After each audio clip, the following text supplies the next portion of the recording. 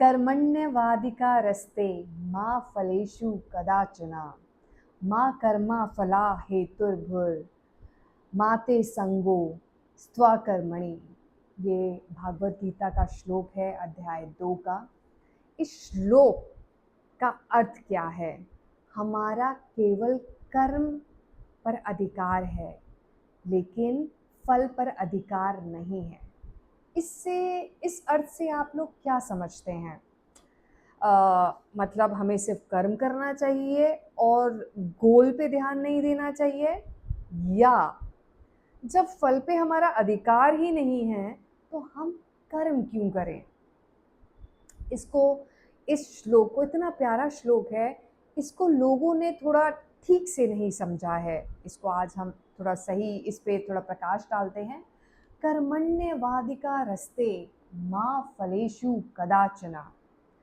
जब भी हम कोई भी कर्म करें, अपना 100% दें, 100% उस कर्म में दें, उस कृत में दें, अपनी पूरी अटेंशन, पूरी एनर्जी उस कृत में लगा दें, पूर्णतः उस कृत में इन्वॉल्व होके उस कृत को करें। एक एग्जाम्पल से समझते हैं। मान लीजिए ए और बी दोनों एक रेस में भाग ले रहे हैं। अब ऑब्वियसली दोनों भाग किस ले रहे हैं? फर्स्ट आने के लिए। अब ए ने अपना 100% लगाया और 100% लगाने के बाद वो थर्ड आता है, और बी ने अपना 70% लगाया और 70% लगाने के बाद वो सेकंड आता है। अब आप लोग बताइए, ए और बी में से सैटिस्फाइड कौन होगा? ज़्यादा कंटेंट कौन होगा? Yes, you are right my dear friends.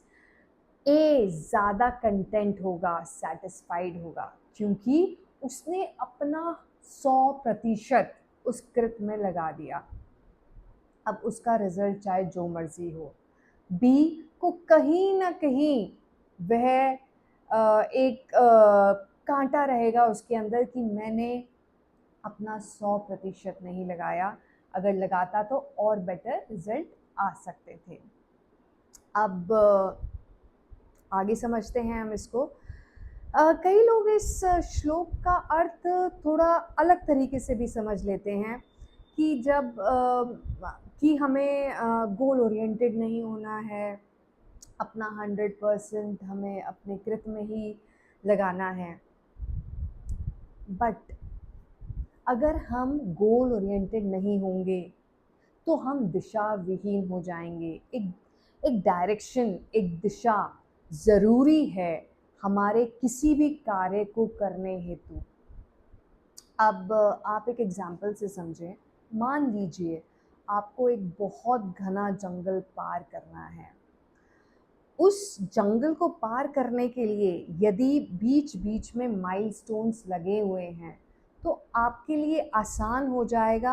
आराम से आप उस जंगल को, घने जंगल को जिससे आप अपरिचित हैं, आप पार कर पाएंगे जल्दी। लेकिन वहीं उस घने जंगल में कोई माइलस्टोन ना हो और आप उस घने जंगल से अपरिचित हों, तो आप उसी जंगल में गोल गोल घूमते रहेंगे और बाहर निकलने में आपको हो सकता है काफ़ी समय लग जाए, काफ़ी दिन लग जाए।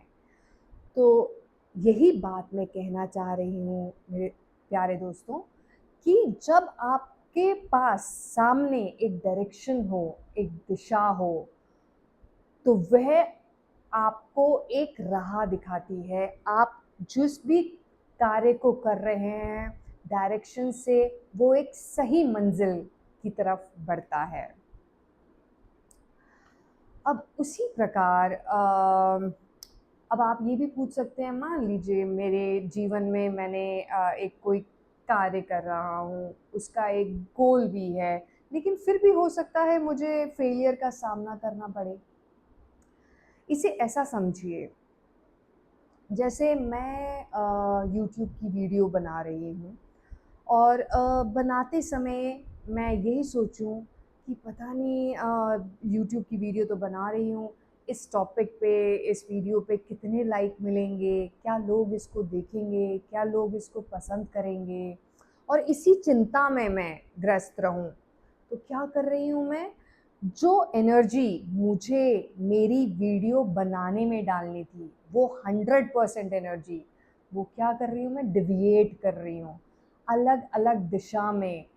फल की चिंता में वो एनर्जी क्षीण होती जा रही है। तो अल्टीमेटली क्या होगा, जो कृत मैं एट प्रेजेंट कर रही हूँ उस पर मैं 100% नहीं डाल पाऊंगी, क्योंकि मेरी शक्ति, मेरी ऊर्जा क्षीण होती चली गई है। तो इसलिए हमें फल की चिंता नहीं करनी है, लेकिन एट प्रेजेंट जो हम कर रहे हैं हमें 100% होके उस कृत को करना है। माँ फलेषु कदाचना माँ कर्मा फला हेतुर भुर।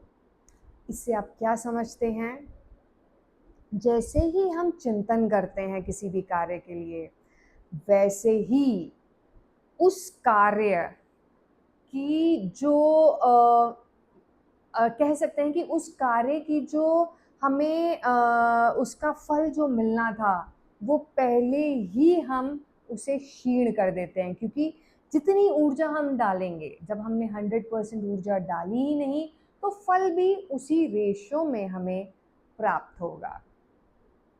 अब एक दूसरे एंगल से भी देखते हैं। कुछ लोग इस श्लोक का अभिप्राय कुछ और करते हैं। वह कहते हैं कि जब फल पे हमारा अधिकार ही नहीं है, तो हम कर्म ही क्यों करें, कर्म करने की क्या आवश्यकता है। यह हमें आलसी बनाता है, निकट्टू बना देता है। आप एक उदाहरण से समझिए। फॉर एग्ज़ाम्पल, मान लीजिए किसी की रुचि मैथ्स में है, वो 5th क्लास से मैथ्स में पूरा ध्यान देता है, टाइम लगाता है, रोज़ क्वेश्चन सॉल्व करता है और मैथ्स के कॉन्सेप्ट्स को समझने के लिए अपनी पूरा समय देता है, एनर्जी देता है। और डेफिनेटली वो इसलिए कर रहा है क्योंकि मैथ्स करने में वो इन्जॉय भी कर रहा है। आगे 5th 6th 7th ऐसे ऐसे वो हर साल जो है मैथ्स में बहुत ज़्यादा इंटरेस्ट दिखाता है। अब जब वो 10 या 12 साल बाद MBA के एंट्रेंस एग्ज़ाम में बैठेगा, तो क्या होगा, क्योंकि उसका मैथ्स का कॉन्सेप्ट क्लियर है, मैथ्स का एक बेस बना हुआ है, उसका प्लेटफॉर्म ऑटोमेटिकली बाकियों से ऊपर हो जाएगा। तो इससे आप क्या समझे कि कोई भी हम कृत करते हैं, हमें धैर्य रखना है। हम क्या चाहते हैं, आज हमने कुछ किया, तुरंत हमें रिजल्ट मिलना चाहिए।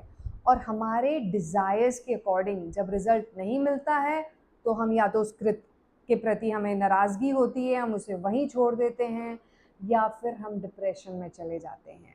तो जैसे आपने देखा जीवन में भी कोई भी चीज़ आप सीखते हैं, तो 5th क्लास से 6th 7th 8th और आगे चलते चलते जो मैथ्स का आपका बेस बना, वो आपके आगे कॉम्पिटिटिव में आपके लिए हेल्पफुल बना। तो जब इतने साल लग जाते हैं, तो फिर इससे हम यही समझते हैं कि धैर्य रख के, पेशेंस रख के, कंसिस्टेंसी बनाए रख के, परसिस्टेंस बनाए रख के हम कोई भी कृत करें और फल की चिंता ना करें। क्योंकि इस यूनिवर्स में, अस्तित्व में, ये अस्तित्व कह लीजिए टाइम और स्पेस के बियॉन्ड है। तो इसको ये रिजल्ट अवश्य देता है। ये आप जान लीजिए कि रिजल्ट आपको अवश्य मिलेगा, लेकिन टाइम और स्पेस पर हमारा अधिकार नहीं है।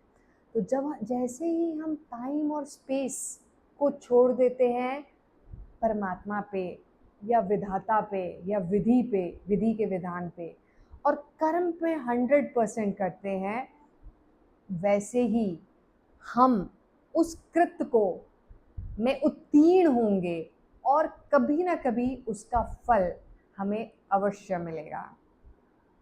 आप ऐसे भी समझ सकते हैं कि कई बार कई लोग होते हैं जो आपके समझ भी आपने देखा होगा, कई दोस्त किसी एक विषय में, फॉर एग्जांपल अल्बर्ट आइंस्टाइन देख लीजिए, वो साइंस के विषय में इतना उनका दिमाग था, जो जिस एंगल से, जो परसेप्शन उनका था, हम बाकी सोच भी नहीं सकते उस एंगल से, जो होराइजन था उनका चीज़ों को देखने का, फिज़िक्स को समझने का, वो उनका एक जन्म का कर्म नहीं है, पूर्व में कई जन्मों उन्होंने इसी पर अध्ययन किया होगा, तब जाके वो इस जन्म में उस कार्य के लिए, उस विषय में उत्तीर्ण ऑलरेडी हुए हैं। वो जैसे कहते हैं ना, हम कोई टैलेंटेड है, तो कई बार हमारा पूर्व का किया कर्म जो हमारा भी, जिसका फल बैलेंस है, वो हमें अभी मिलता है।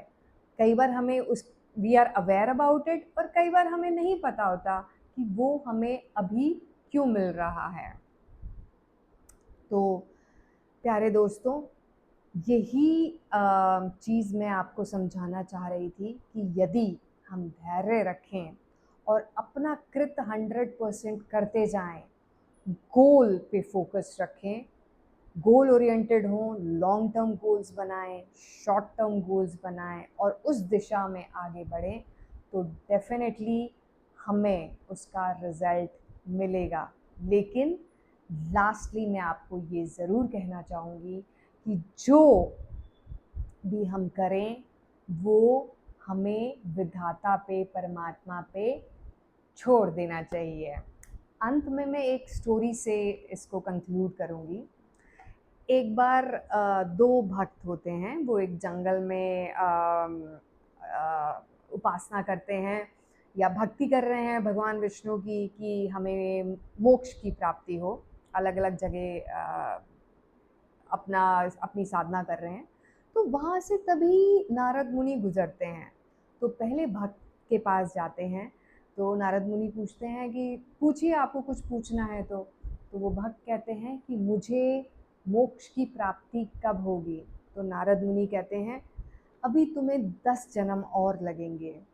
तो वह भक्त नाराज़ हो जाता है, दुखी हो जाता है, और वो कहता है मैं तो दिन रात विष्णु का नाम ले रहा हूँ, अपनी पूरी भक्ति कर रहा हूँ, और अभी भी मुझे 10 जन्म और लगेंगे।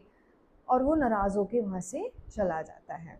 नारद मुनि और आगे बढ़ते हैं, तो दूसरा भक्त जो बहुत प्रेम में होके अपनी भक्ति में लीन था, नारद मुनि उसके पास जाते हैं और वो भक्त पूछता है कि मेरे को मोक्ष कब प्राप्त होगा। तो नारद मुनि कहते हैं अभी तो तुम्हें 100 जन्म और लगेंगे। तो वो भक्त जो इतनी भक्ति में लीन था, जो प्रेम में था, वो नाचने लग जाता है, और उस समय उसकी आंखों से आंसू बहने लग जाते हैं, और वो ग्रैटिट्यूड में आ जाता है, धन्यवाद भाव में आ जाता है कि हे परमात्मा, हे विष्णु, तुमने मेरी सुन ली, कोई नहीं, आज नहीं 100 जन्म बाद मुझे मोक्ष की प्राप्ति होगी। और तभी कुछ उसमें भीतर घटता है। जब हम ग्रैटिट्यूड में होते हैं, जब हम थैंकफुलनेस में होते हैं, तो भीतर कुछ रूपांतरण होता है, और उसे उसी पल, उसी क्षण वह मुक्त हो जाता है। तो ये, इस स्टोरी से आप क्या समझते हैं दोस्तों?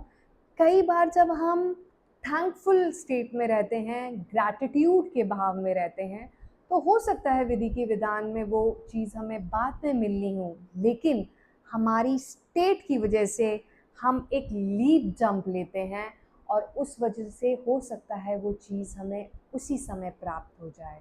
लेकिन जब हम कंप्लेनिंग एटीट्यूड में रहते हैं, शिकायत भाव में रहते हैं, नकारात्मक भाव रहता है हमारे अंदर, नेगेटिव थॉट्स रहते हैं, तो हम, जो हो सकता है फल हमें बस थोड़ी ही दूर हो, लेकिन हमारे कंप्लेनिंग एटीट्यूड की वजह से हम एक शिफ्ट पीछे हो जाते हैं, एक स्टेप पीछे शिफ्ट हो जाते हैं, और उस फल से हम दूरी बना लेते हैं।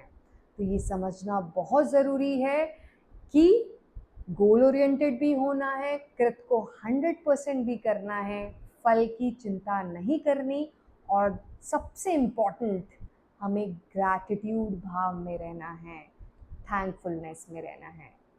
तो आज के लिए इतना ही दोस्तों। अगर आपको मेरी वीडियो पसंद आई हो तो प्लीज़ कमेंट बॉक्स में कमेंट कीजिए, और ऐसे विषय पे अगर आप बात करना चाहते हैं या मैं ऐसी और कोई वीडियोस आपके सामने प्रस्तुत करूं तो ज़रूर कमेंट बॉक्स में कमेंट कीजिए, और हमारे चैनल को सब्सक्राइब कीजिए, बेल आइकन दबाइए, और नेक्स्ट वीडियो तक नमस्कार।